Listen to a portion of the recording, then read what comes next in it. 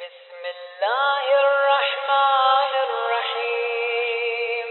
اللهم صل على محمد وآل محمد. اللهم لا تؤاخذني فيه بالعثرات وأقلني فيه من الخطايا والهفوات، ولا تجعلني فيه غرضا للبلايا والآفات، بعزتك يا